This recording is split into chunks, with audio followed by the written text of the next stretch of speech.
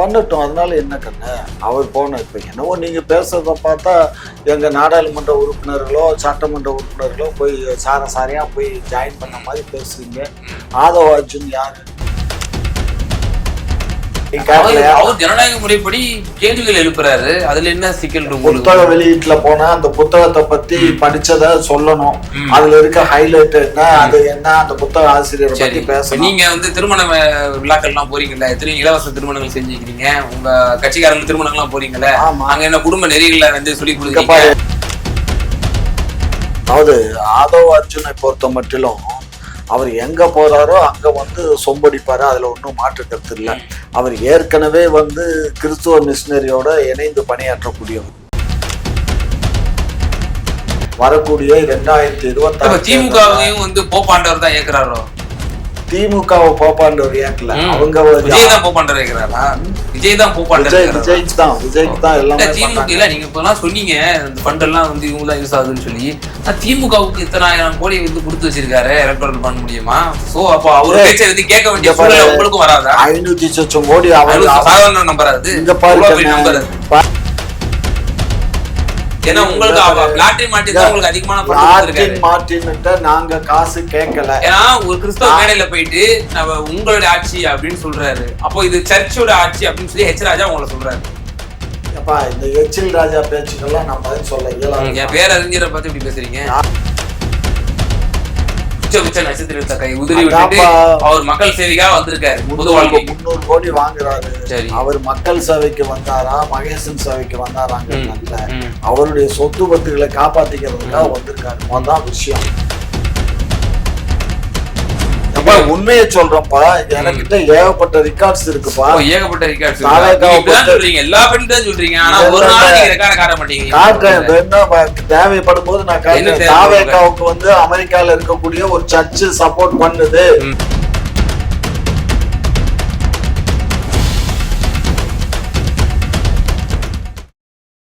குக்கு செய்திகள் நேயர்களுக்கு அன்பு வணக்கம். இன்றைய நேர்காணல் நிகழ்ச்சியில நம்மோடு இணைந்திருக்கும் சிறப்பு விருந்தினர் திமுக சேர்ந்த டாக்டர் ஜி காமாட்சி நாயுடு அவர்கள். வணக்கம். திரு காமாட்சி நாயுடு, தாவைக்கால பல முக்கிய பிரமுகர்கள்லாம் வந்து இப்போ இணையக்கூடிய செய்திகள் நம்ம பார்க்கிறோம்.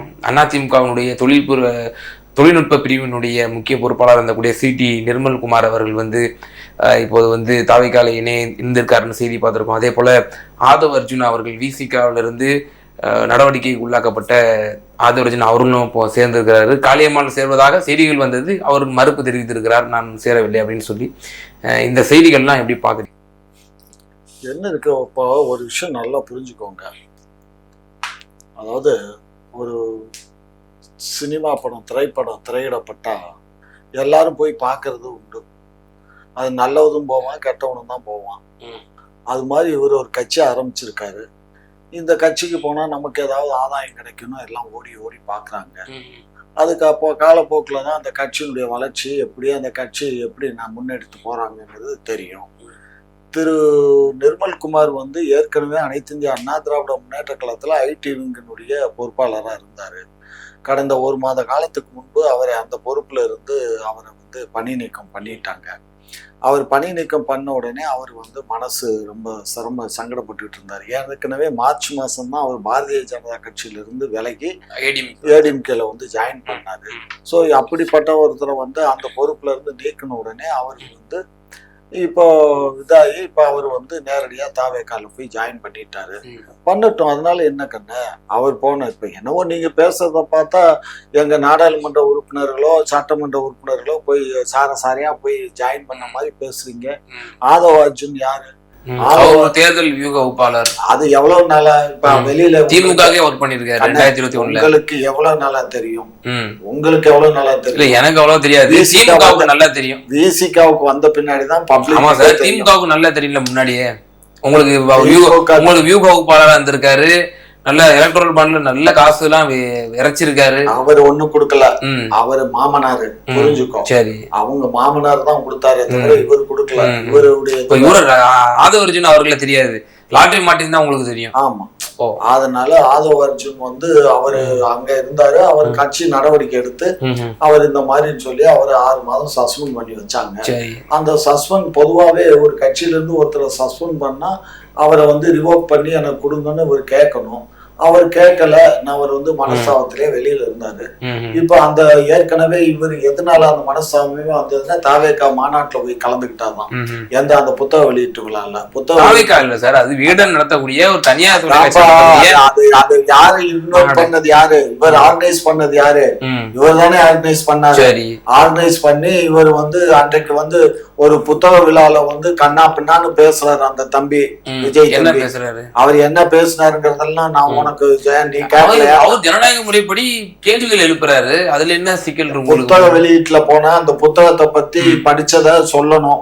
அதுல இருக்க ஹைலைட் என்ன, அது என்ன, அந்த புத்தக ஆசிரியரை பத்தி பேசணும். நீங்க வந்து திருமண விழாக்கள் எல்லாம் போறீங்கல்ல, எத்தனையோ இலவச திருமணங்கள் செஞ்சுக்கிறீங்க, உங்க கட்சிக்காரங்க திருமணங்கள் எல்லாம் போறீங்கல்ல, அங்க என்ன குடும்ப நெறிகளை வந்து சொல்லி கொடுக்குறீங்க. மைக்க பிடிச்சோம்னா திமுக அதிமுக அரசியல் பேசிட்டு இருக்கீங்க, பிஜேபி RSS அரசியல் பேசிட்டு இருக்கீங்க. அதுக்குண்டான மேடையா அது? அதெல்லாம் திருமணத்துல உண்டாக்கி வச்சது திராவிட. நாங்க தம்பதிகளை வாழ்த்துத்தான் நாங்க அப்ப நீங்க வந்து திருமண விழாக்கள்ல வந்து நீங்க அரசியல் பேசுறது இல்ல. திருமண விழாக்கள் அரசியல் பேச மாட்டோம், புரிஞ்சுக்கோ சரியா? அரசியல் மேடைகள்ல தான் அரசியல் பேசுவோம். அவரு புத்தக வெளியீட்டு விழால பேசினாரு, அவர் பேசட்டும். இவரு அதுக்கு எடுப்பா இருந்து இவர் பேசுறாரு. சோ அதாவது ஆதவ் அர்ஜுனை பொறுத்த மட்டிலும் அவர் எங்க போறாரோ அங்க வந்து சொம்படிப்பாரு. அதுல ஒன்றும் மாற்று கருத்து இல்லை. அவர் ஏற்கனவே வந்து கிறிஸ்துவ மிஷினரியோட இணைந்து பணியாற்றக்கூடியவர். Voice of commerce. Voice of commerce மட்டும் இல்ல, இவர் நம்மளுடைய இவரும் அப்படித்தான், விஜய் அவர்களும் அப்படித்தான். விஜய் அவங்க எல்லாமே வந்து கத்தோலிக்கத்தினுடைய கைக்கூலிகள் தான். அவங்க ஏற்கனவே கத்தோலிக்கர் தான். அந்த ஏற்கனவே லோயலா காலேஜினுடைய அவங்க மாமா தான் அந்த முன்னாள் மாணவர்கள் சங்கத்தினுடைய தலைவர். இந்த சங்கத்தினுடைய ஒரு பிரான்ச்சா அவங்க மாமா என்ன பண்ணிருக்காரு, துபாயில ஒண்ணு ஆரம்பிச்சிருக்காரு. அங்க வெளிநாடுகள்ல இருந்து அந்த இதுல பணம் போடுறாங்க. அந்த பணம் பூரா நேரடியா எங்க போகுது, எல்லாமே இப்ப இந்த கட்சியுடைய வளர்ச்சி நிதிக்காக வருது. அதே மாதிரி அமெரிக்கால ஒரு கிறிஸ்துவ மிஷினரி இருக்குது. அந்த கிறிஸ்துவ மிஷினரி இவர் ஆதவ் அர்ஜுன் மூலியமா தான் அது பேச்சுவார்த்தைகள் நடத்தி இப்ப அவங்களுடைய இது வந்து இங்க கம்ப்ளீட்டா எலெக்ஷன் ஸ்ட்ராட்டஜி பண்றாங்க அவருக்காக. வரக்கூடிய 2026 திமுகவையும் வந்து போப்பாண்டவர் தான் ஏற்கிறாரோ? திமுகவை போப்பாண்டவர் ஏற்கல, அவங்க விஜய் தான் போப்பாண்டவர் ஏற்கிறாரா? விஜய் தான் போப்பாண்டவர். விஜய்க்கு தான் எல்லாமே. திமுக இல்ல, நீங்க இப்பெல்லாம் சொன்னீங்க இந்த ஃபண்ட் எல்லாம் வந்து இவங்க தான் யூஸ் ஆகுதுன்னு சொல்லி. திமுகவுக்கு இத்தனை 1000 கோடி வந்து கொடுத்து வச்சிருக்காரு எலக்ட்ரல் ஃபண்ட் மூலியமா. சோ அப்போ அவரு பேச்சை வந்து கேட்க வேண்டிய சூழ்நிலை உங்களுக்கும் வராதா? 500 லட்சம் கோடி சாதாரண நம்பர் அது. இங்க பாரு ஒரு விஷயம் புரிஞ்சுக்கோ. இந்த பணத்துக்கு வந்து வரி கட்ட வேண்டியது இல்ல, அதனால எங்களுக்கு கொடுத்துட்டாரு, அவ்வளவுதான். வரி கட்ட முடியாதுன்னா அதுக்கே சார் உங்ககிட்ட போய் கொடுக்குறாரு. ஆமா, வேற யார்ட்டா, அதாவது எங்கள்கிட்ட கொடுத்தாக்க அவர் சாதாரணமா கொடுத்துருவாரா? அது சாதாரணமா கொடுத்தாரா? சும்மா அவருக்கு அங்க வந்து 1017 பிஜேபி வைப்போம் சார், பிஜேபி கேள்வி கேட்போம். அதுக்கு பிஜேபி தான் சார் அப்பட்டமா துஷ்பிரயோகம் செஞ்சிருக்கு இதன் மூலியமான்னு சொல்லி எலக்ட்ரல் பாண்டுக்கு 5 தலைமை நீதிபதிகள் வந்து உத்தரவு போட்டாங்க. 3 நீதிபதிகள் வந்து இதை வெளியிடுங்கன்னு சொல்லிட்டாங்க. அது விட்டுருவோம். நம்ம பிஜேபி தான் வந்து இந்த இதை வந்து பில்லா பாஸ் பண்ணாங்க, அதாவது நிதி அமைச்சர்களுடைய பில்லா பாஸ் பண்ணாங்க. நம்ம கேள்வி என்ன வைக்கிறோம், திமுகவே இயக்குவது போப்பாண்டவரா? ஏன்னா உங்களுக்கு லாட்டரி மார்ட்டின் தான் உங்களுக்கு அதிகமான நாங்க காசு கேட்கல. ஏன்னா ஒரு கிறிஸ்தவ மேடையில போயிட்டு நம்ம உங்களுடைய ஆட்சி அப்படின்னு சொல்றாரு. அப்போ இது சர்ச்சோட ஆட்சி அப்படின்னு சொல்லி ஹெச் ராஜா உங்களை சொல்றாரு. அப்பா இந்த எச்சில் ராஜா பேச்சுக்கெல்லாம் நான் பதில் சொல்ல இயலாது. பேரறிஞரை பத்தி இப்படி பேசுறீங்க? ஆமா, பேரறிஞர் வச்சுக்க வேண்டியதான். நான் கூட சொல்லிக்க வேண்டியதான் பேரறிஞர். தம்பி விஷயம் புரிஞ்சுக்கோ. அவருக்கு வந்து வாய் புளிச்சதோ மாங்காய் புளிச்சதோன்னு பேசுவாரு. எச் ராஜா என்ன வேணாலும் சொல்லிட்டு போட்டோம், அத பத்தி எங்களுக்கு கவலை இல்ல. இப்ப தாவேகா வந்து அவங்களுக்கு வந்து முழுக்க அமெரிக்கால இருந்து ஒரு மிஷினரிஸ் தான் அத, ஒரு சர்ச்சு தான் அதை பண்ணுது. அதுக்கு எடுப்பா தான் இப்ப தாவேகாவுடைய ஐயா பெரியார் வந்து மதம் மாறுங்க சொன்னாரு. இங்க பாருங்க, நான் இப்ப அத பத்தி ஒன்னும் சொல்ல. இப்ப அந்த தம்பி ஜெயிச்சு வரட்டும், ஆட்சி பண்ணட்டும். இருக்கட்டும், யாரு வேண்டான்னா ஏற்கனவே அவர் பேர்ல அவர் ஒய்ஃப் பேர்ல இருக்கான் 10,000 கோடிக்கு மேல இருக்கான். இப்ப இவர் பேர்ல ஒரு 5,000 கோடி இருக்கான். இனி அவருக்கு என்னத்துக்கு பணம்? ஒரு படத்தில் நடிச்சாலே 300 மக்கள் பணி செய்வதற்காக அவர் வந்து தன்னுடைய அந்த உச்ச நட்சத்திரத்தை கை உதறி விட்டு அவர் மக்கள் சேவைக்காக வந்திருக்காரு. 300 கோடி வாங்குறாரு. அவர் மக்கள் சேவைக்கு வந்தாரா மகேசன் சேவைக்கு வந்தாராங்க? நல்ல அவருடைய சொத்து பத்துகளை காப்பாத்திக்கிறதுக்காக வந்திருக்காரு. மொதல் விஷயம் புரிஞ்சுக்கோ. திரு உதயநிதி அவர்கள் மாதிரியா? உதயநிதி அவர்கள் அப்படி இல்ல. அவர் பேர்ல 1000கணக்கான கோடி எல்லாம் இல்ல, புரிஞ்சுக்கோ. அவர் வீட்டுக்காரமா ஏதோ ஒரு 30,000 கோடி ஆடியோல ஆடியோ மயிரை புரிஞ்சுச்சு.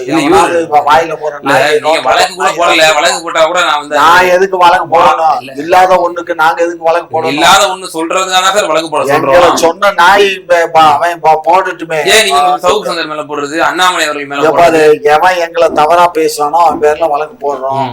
எங்களை இந்த கேஸ் எல்லாம் இது நாங்க போட வேண்டிய அவசியம் இல்ல. இப்ப நீங்க கிறிஸ்தவ மிஷன் இயக்குது இந்த டோன் எல்லாம் அர்ஜுன் சம்பத் பேசுவாரு, இல்ல எச் ராஜா பேசுவாரு. அதே டோன் காமாட்சி நடையாவும் பிடிச்சிருக்காரு. உண்மையை சொல்றேன்ப்பா, எனக்கிட்ட ஏகப்பட்ட ரெக்கார்ட்ஸ் இருக்குப்பா. ஏகப்பட்ட ரெக்கார்ட்ஸ் சொல்றீங்க, எல்லா பேரும் தான் சொல்றீங்க. ஆனா ஒரு நாள் நீங்க ரெக்கார்ட் காட்ட மாட்டீங்க. காட்டுறேன், தேவைப்படும் போது நான் காட்டுறேன். தாவேகாவுக்கு அமெரிக்கால இருக்கக்கூடிய ஒரு சர்ச் சப்போர்ட் பண்ணுது. அதே மாதிரி இங்க இருக்கக்கூடிய இந்த அதாவது இங்க இருக்கக்கூடிய இந்த கல்லூரியும் இந்த பல்கலைக்கழகமும் அவங்களுக்கு அவங்க மாமா மூலியமா, அவங்க மாமா ஒருத்தர் ஃபாரஸ்ட் இதா இருக்காரு, சாமியாரா.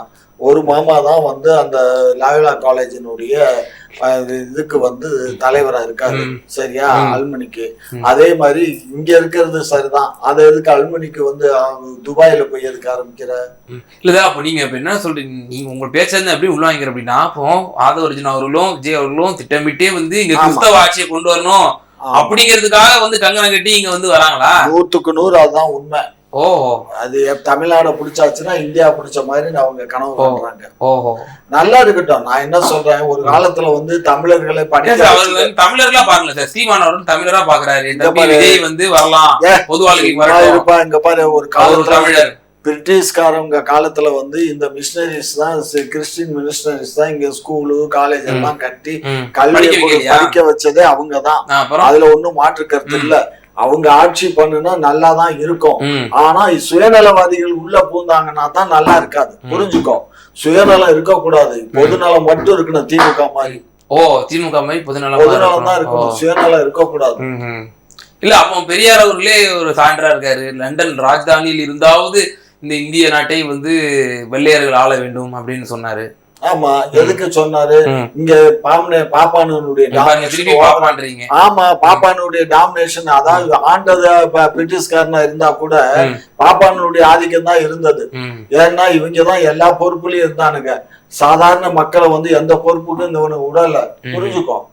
அது அரசர் காலத்துல இருந்தே நான் சொன்னேனே, ராஜாக்கள் காலத்துல இருந்தே இவனுக்கு தான் டாமினேட் பண்ணிட்டு இருந்தானுங்க.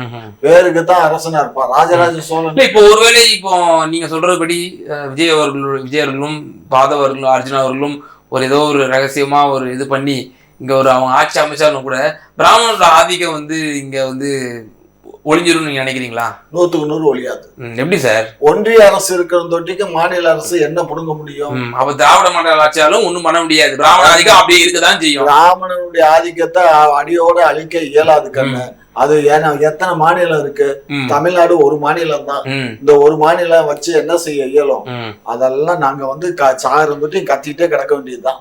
கத்திக்கிட்டே கிடக்க வேண்டியதுதான். ஆனா இப்படி சொல்றீங்க. ஆனா ஒரு பக்கம் நாங்க சாதிய ஒழிச்சிட்டோம், நாங்க சமூக நீதி நிலைநாட்டிட்டோம் அப்படின்னு சொல்லிட்டு இருக்கீங்க. 100% சமூக நீதி எல்லாமே நாங்க தான், பெரியார் இல்லாட்டி ஒண்ணுமே இல்ல இந்த நாட்டுல அப்படின்னு ஒரு பக்கம் சொல்றீங்க. சமூக நீதி இங்க பாரு, இன்னைக்கு எத்தனை கலப்பு திருமணங்கள் நடக்குது பாரு.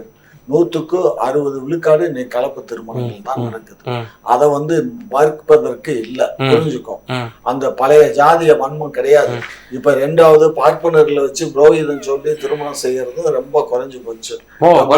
ஆமா, ரொம்ப ஓரளவு வசதி படைச்சவங்க வீட்டுலதான் அது நடக்குதே தவிர ஏழை எளிய மக்கள் ஏதோ கோயில்ல போனோம், தாலியை கட்டணும், சாப்பாடு. கோயில் யாரு இருப்பாங்க? அந்த கோயில்ல பாப்பான் தான் இருக்கணும் இருக்கு.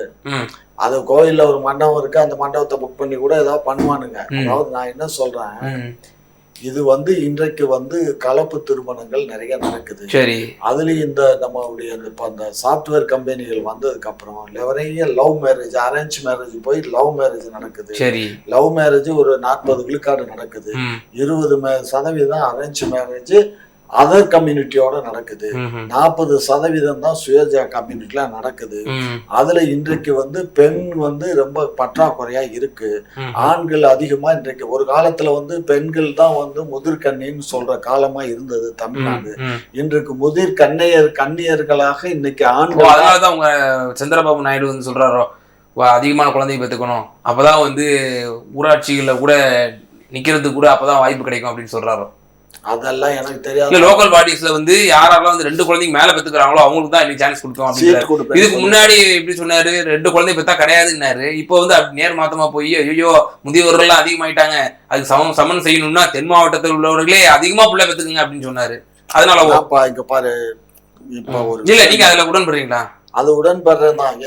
நீங்க அதுக்கு முன்னாடி நீங்க வேற மாதிரி பேசுவீங்களே, பாரு இனப்பெருக்கெல்லாம் சமூகம் செஞ்சிட்டு இருக்கு அப்படின்னு பேசிட்டு இருக்கீங்க. நாம் இருவர் நமக்கு இருவர்னு சொன்னாங்க. அப்புறம் நாம் இருவர் நமக்கு ஒருவராச்சு. இப்ப நாமே குழந்தை நமக்கு ஏது குழந்தைன்னு வந்துருச்சு. இந்த இதனால என்ன ஆயிடுச்சுன்னா, இன்றைக்கு இருக்கக்கூடிய உணவு முறைகள் காரணமாகவும், 2வது இவர்கள் தவறான போக்கின் காரணமா, இன்னைக்கு நேத்தி கூட ஒரு மெசேஜ் பார்த்தேன். இதை சட்டம் சுப்ரீம் கோர்ட்டே என்ன சொல்லி 3 பேர் கொண்ட ஒரு நீதிமன்றம் சொல்லியிருக்கு, அரசாணை உடனடியா பிறப்பிங்க. ஆணுக்கு ஆணுக்கு கல்யாணம், பெண்ணுக்கும் பெண்ணுக்கும் கல்யாணம், அரசு அதை ஜீவோ போடணும்னு சொல்லிருச்சு. எப்படி குழந்தை பிறக்கும்? ஒரு ஆணுக்கு ஆணுக்கு குழந்தை பிறக்குமா, ஒரு பெண்ணுக்கு பெண்ணுக்கு குழந்தை பிறக்குமா? அதனாலதான் அந்த திருவிழா இனாகுரேஷன் பண்ணி ரிப்பன் கட் பண்ணி திறந்து வச்சவர் நம்முடைய துணை முதலமைச்சருடைய மனைவி துணைவியா இருக்கக்கூடிய திரு கிருத்திகை உதயநிதி அவர்கள். அதெல்லாம் உங்க கட்சிக்குள்ளே நீங்களே செஞ்சீங்க. அது கண்டிங்க, கொஞ்சம் கண்டிச்சிருங்க. கொஞ்சம் கண்டிக்க வேண்டிய அவசியம் இல்ல. நீங்க தான் சொன்னீங்க அது கலாச்சார சீரழிவு இப்படி போயிட்டு இருக்கு நம்ம நாடு அப்படின்னு சொல்றீங்க. அதை உங்க திமுகவுடைய துணை முதலமைச்சரா இருக்கக்கூடிய அவர்கள் மனைவி இப்படி பண்றாங்க, அதை கண்டிக்க மாட்டேங்கிறீங்களே. இந்திய அரசியல் சட்டம் இப்ப மாத்தி எழுதிட்டான், இது தப்பு இல்லைன்னு சொல்லிட்டான். அதுக்கப்புறம் அதை போய் கண்டிக்க வேண்டிய அவசியம் என்ன வந்துச்சு சொல்லுங்க? சட்டமே மாத்தியாச்சு இல்ல.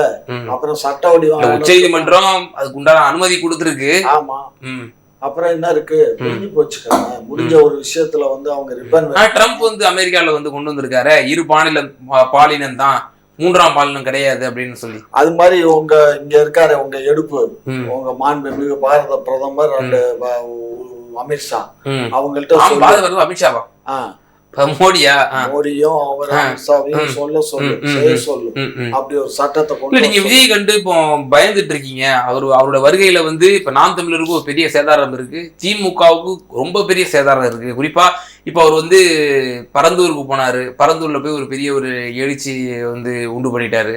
அது தொடர்ந்து இப்ப வேங்கை வயலுக்கு போக போறதாக இப்ப செய்திகள்லாம் வண்ணமா இருக்கு. இப்போ உங்களுக்கு ஒரு மிகப்பெரிய அழுத்தம் கொடுத்துட்டு இருக்காரு போலயே, திமுக விஜய்க்கு பயப்படுது போலயே. பேசுறத பார்த்தா ஏன்னோ ஒரு சினிமா திரைப்படத்தில் நடிக்கக்கூடிய ஒரு நபருக்கு ஒரு படம் கிட்டானா வெற்றி, ஒரு படம் போச்சுன்னா அதோட அவர் போயிட்டாரு, புரிஞ்சுக்கோ. சரியா? இந்த இவருக்கு கமலுக்கு எல்லாமே அடியாயிட்டு இருந்துச்சு. இந்த விக்ரம்ங்கிற படம் வந்ததுனால அவர் ஜெயிச்சாரு.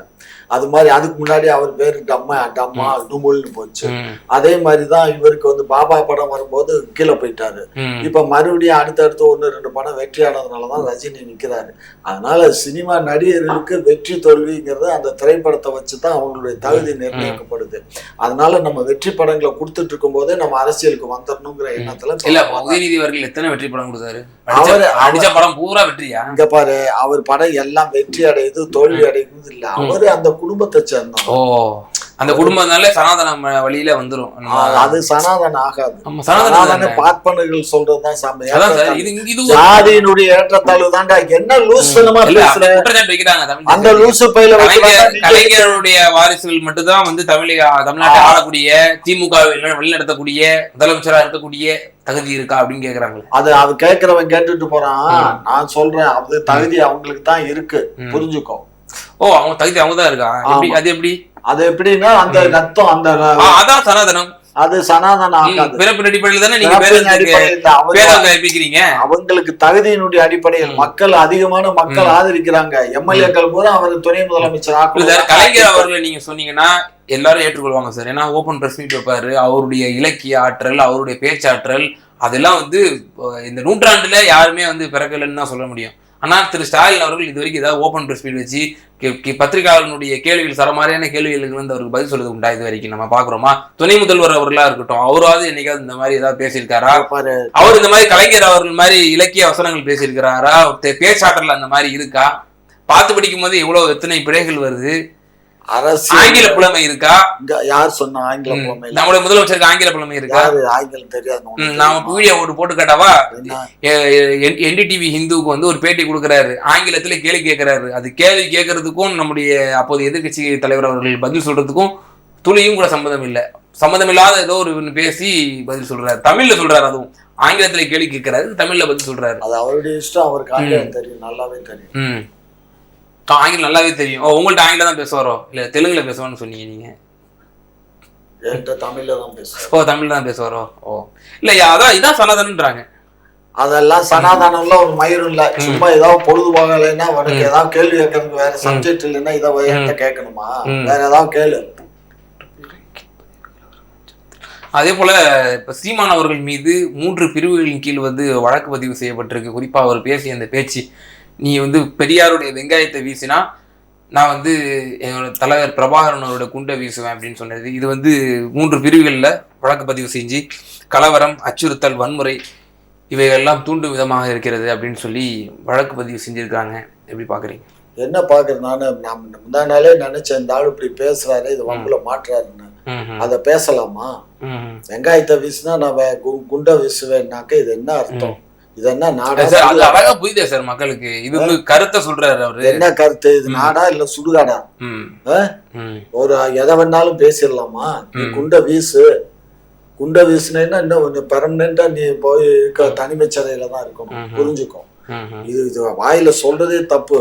அவர் ஒரு ஜனநாயகவாதி சார். அவன் அந்த பொருள்படியா சொல்லியிருக்காரு. அதெல்லாம் ஜனநாயகவாதினா எதை வேணாலும் பேசிடலாமா? இப்ப நீங்க உட்கார்ந்து இருக்கீங்க, நீங்க எதை வேணாலும் பேச முடியும், நான் எதை வேணாலும் பேச முடியுமா? அவர் எப்படின்னா ஒரு வரம்பு மீறி பேசிட்டாரு.